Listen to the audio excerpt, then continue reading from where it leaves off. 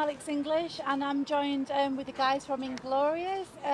So we've got Nathan James, the singer. Hello. And I'm not familiar with the rest of the band, so if you'd like to introduce yourselves, please. Danny. I'm Phil Beaver. Dan. And Vinny. Hey, so it's lovely to have you here. And I understand you've not actually had a chance to go out and have a look at the festival yet? Not yet, but as soon as we're done, we're going to run over and see our friends Wayward Sons. So Fantastic. yeah. I'm not going to rush through this, but I do want to see them. You know, so. Well, is that okay? And the interview's done, thank you. Is that him?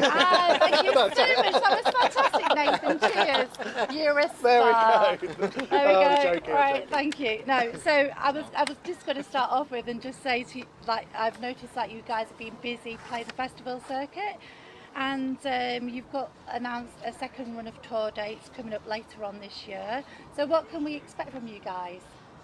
I think with the next tour, it's going to be pretty cool. We're going to mix the set list up a bit from the previous tour. Kind of to show people that these guys know all the songs because they only played 90 minutes worth of it earlier in the year. We're going to play some stuff we haven't played for a long time as a band.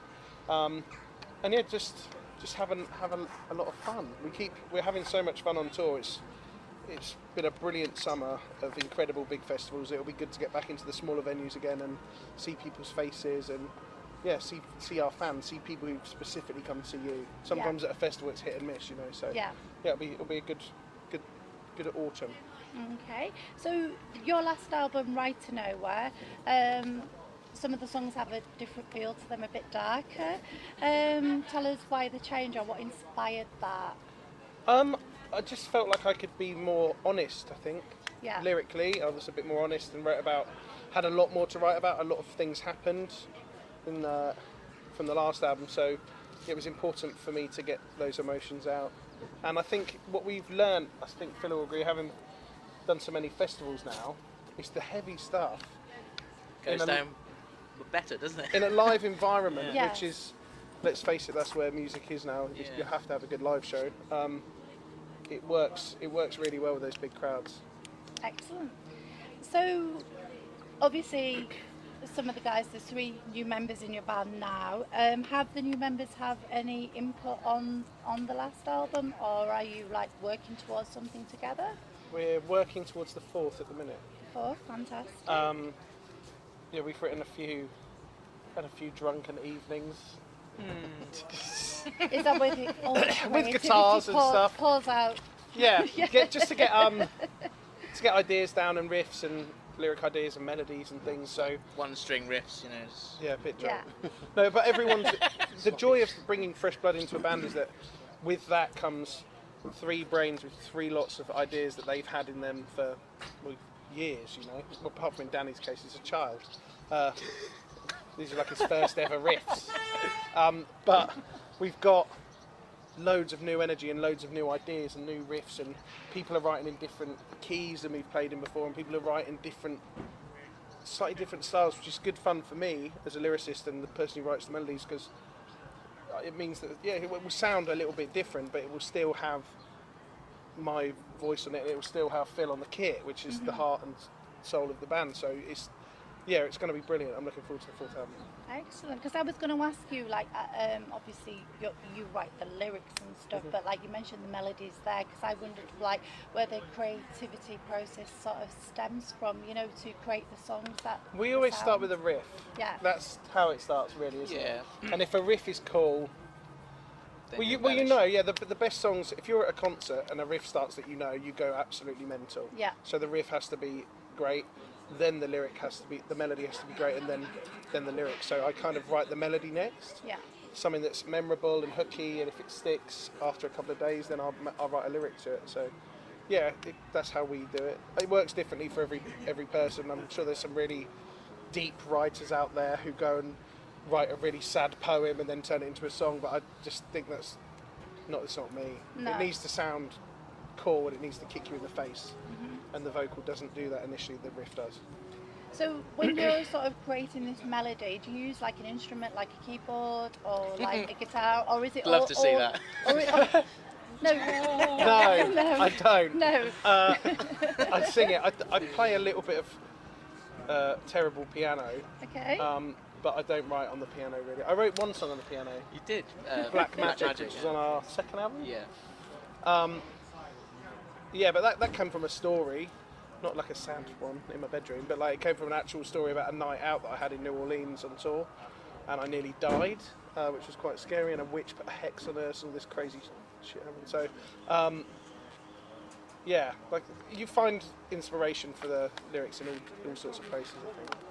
Okay, that's cool. I would ask more about this witch because it sounds really. She was absolutely mental. Really interesting. She put a hex on you. So She put a hex on me and my best friend. Yeah. And we kind of laughed it off, and then for the rest of the day, awful things happening, resulting in me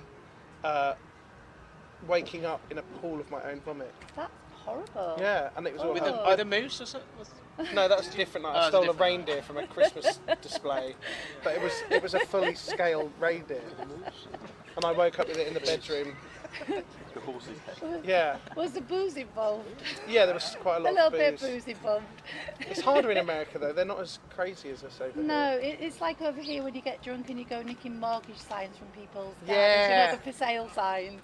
Yeah. Because you think it's funny. Or that, at the or time. traffic cones. Traffic bollards are a good one to run into, aren't they? Yeah. One of my cousins stole a life buoy once, which was really naughty. Yeah, I'm not going to tell you who. He went on to be quite a successful policeman. So there we go. There we go. You quite like taking things as well, You're a Dan, bit don't of a you? robber, aren't you? Are you, Dan? Tell us more. He likes letters. Got a thing for letters. Haven't you? Yeah, I was framed in a previous venue that we played. Yeah. And A very famous venue that has letterage, signage Oh, at the front. so the signage on the front, so it's signage. I thought you meant like letters like from Royal Mail. I Oh, thought no, that's no, a bit that's bizarre. really mean. I thought that's Yeah, really that- Can you bizarre. imagine? but yeah, the band got an email saying we think this person stole the letters, and And it they was had- me in the CCTV. Screen grabs, Shocking. screen grabs of him me. with his bag. And I got a duffel bag. Is that why you've got this new image then, so they don't recognise you To anymore hide on it, CCTV? yeah. Change it every venue I go.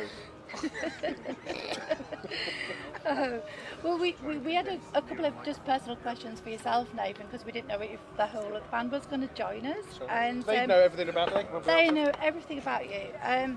So you said that you really enjoyed performing Thunderchild in Jeff Wayne's War of the Worlds, Yeah. and that you have this love of theatre.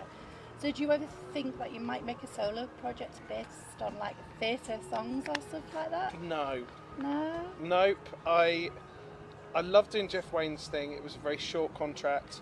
It didn't take much time away from the band. Yeah. But I would never do a recording like that.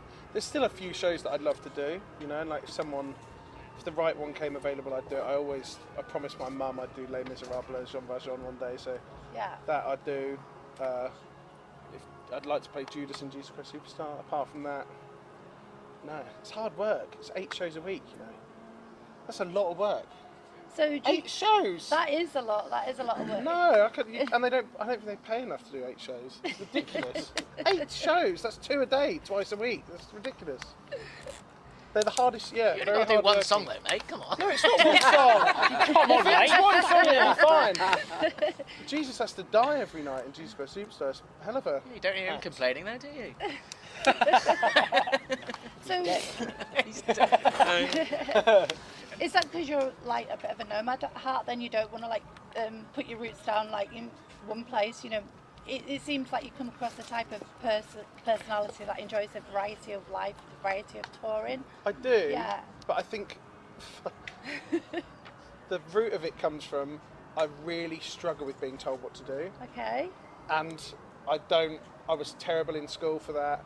Every job I've done, I was in a couple of musical type shows. I was in Thriller Live, the Michael Jackson show. I really struggle being told how to perform.